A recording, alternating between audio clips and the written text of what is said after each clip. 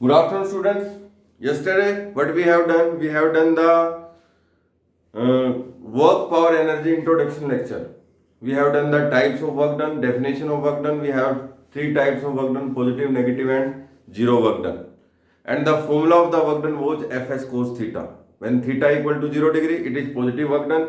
When theta is 90 degree, it is zero work done. When theta is 180 degree, it is negative work done. And we have done the examples of different kinds of work done.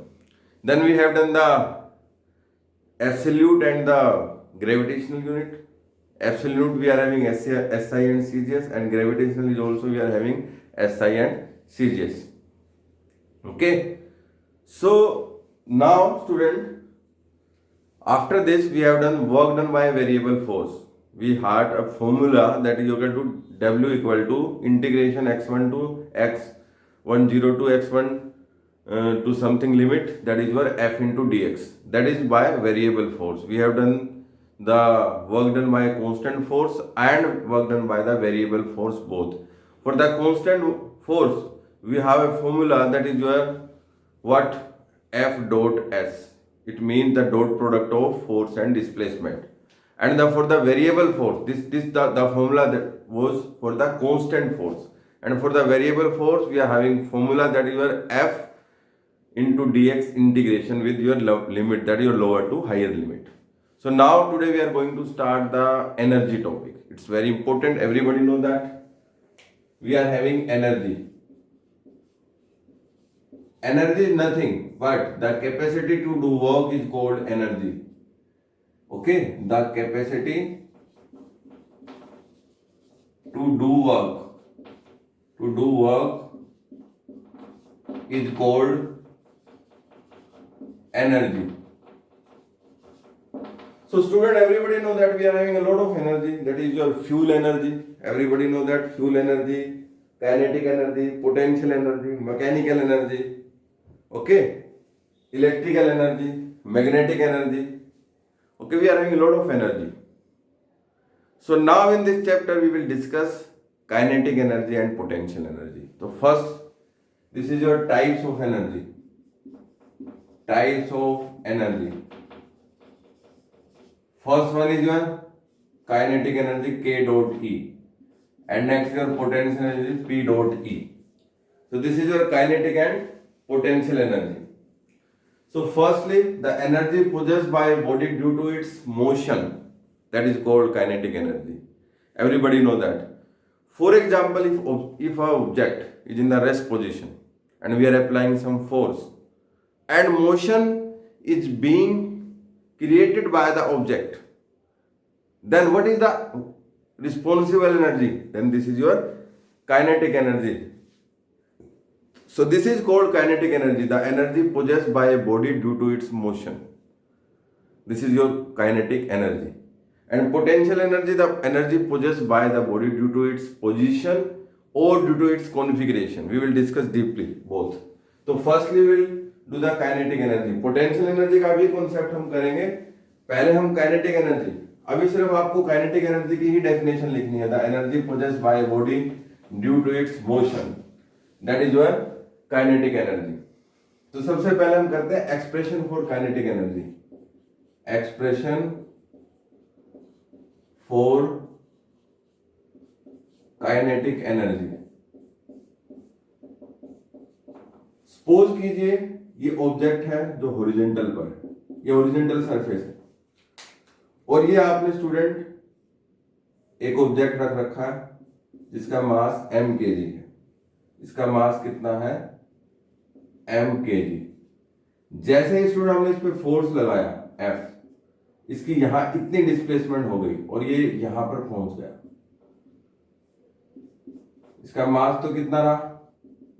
m kg, but displacement कितने की आपकी s. ठीक है. Now this is your displacement s. Now कहां से हम expression को start करेंगे? कोई भी एनर्जी आप फाइंड आउट करते तो डेफिनेटली आपको वर्क डन फाइंड आउट करना पड़ेगा. एनर्जी डायरेक्ट फाइंड आउट नहीं हो सकती. We can not find the energy directly.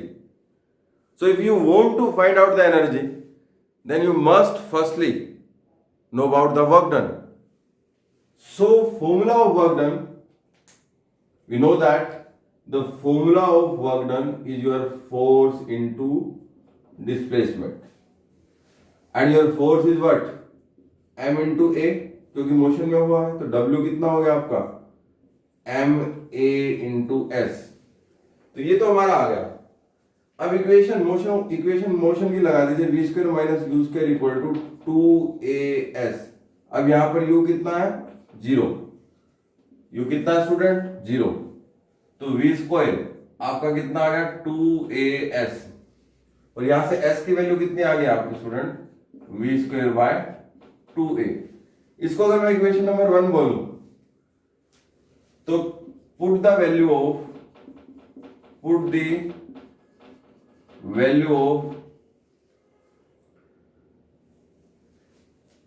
s in equation 1.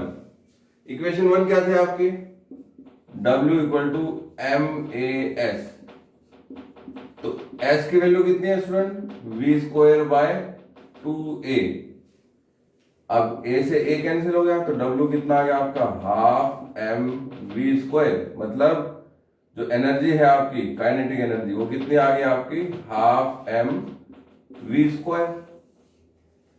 ये जो काइनेटिक एनर्जी है स्टूडेंट, ये आपकी किस पे डिपेंड करती है? मास ऑफ ऑब्जेक्ट पे और फाइनल वेलोसिटी. v क्या है आपकी? Final velocity.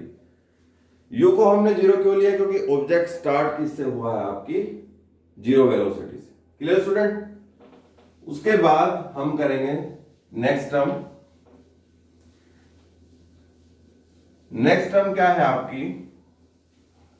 What is the relationship between work and energy? So that is given by work energy theorem. या work, this is your important question. Work energy principle या work energy relationship, या फिर 3 तरीके से question आ सकता है. Work energy theorem. अगर क्वेश्चन आ गया state and prove the work energy theorem, तो स्टेटमेंट क्या होगी? देखिए स्टेटमेंट को पहले समझ लीजिए. जो आपका चेंज इन वर्क डन है, अगर आप वर्क डन करते हो तो जो चेंज इन वर्क डन है, जो नेट वर्क डन है, सॉरी, जो नेट वर्क डन है वो चेंज इन काइनेटिक एनर्जी के बराबर होगा. The net work done of a body is equal to the change in kinetic energy of the body, or it states that the net work done of the body is equal to the change in kinetic energy of the body. तो ये आपकी किस तरीके से proof करेंगे हम? Statement तो सबसे पहले आप लिख लीजिए. It states that the net work done of a body is equal to the change in its kinetic energy. Mathematically W net should be equal to half m. ठीक है, आप u स्क्वायर कर दीजिए minus half m v square कर दीजिए. ठीक है, ये आपका क्या है? Work energy theorem. अब इसको हम प्रूफ किस तरीके से करेंगे स्टूडेंट? प्रूफ के लिए हम स्टेटमेंट और ये तो हो गई. अब सिंपल प्रूफ है आप इसका. प्रूफ के लिए हम स्मॉल वर्क डन निकालेंगे. देखिए वर्क डन का फॉर्मूला क्या होता है? F into S. F कितना हो गया? M इंटू ए. तो आपका W कितना हो गया? M A into S. Clear student? अब आप simple v square minus you square equal to 2as. s की वैल्यू कितनी आ गई? v square minus you square by 2a. ये इक्वेशन 1 है. Put the value of s in equation 1. Put the value of s in equation 1. तो ये कितना हो गया आपका? W should be equal to m into a. s कितना है? v square minus you square by 2 into a, इस a से ए कैंसिल हो गया, तो W कितना बन गया, half M V square minus you square, मतलब W कितना आ गया, half M V square minus half M U square. देखिए आप दोनों लिख सकते हो, half M U square minus half M V square भी लिख सकते हो, half M V square minus half M U square भी लिख सकते हो। तो हमारा नेट वर्क डन कितना आ गया, half M V square minus half M U square. So this is the proof of the work energy theorem. This is the proof of work energy theorem. जैसे हमने काइनेटिक में तो you zero कर दिया था, यही डिफरेंस है, इसमें हम यू जीरो नहीं करेंगे क्योंकि दोनों की डिफरेंस काइनेटिक एनर्जी देखना है। तो ये जो डब्ल्यू है ना आपका नेट, ये कितना होगा, kinetic energy final minus kinetic energy initial, या आपका वर्क डन का नेट वर्क डन का फॉर्मूला आ गया आपका। Clear student? उसके बाद जो नेक्स्ट है आपका वो कॉन्सेप्ट है relationship between linear momentum and kinetic energy. जो नेक्स्ट है आपका वो है रिलेशनशिप बिटवीन लीनियर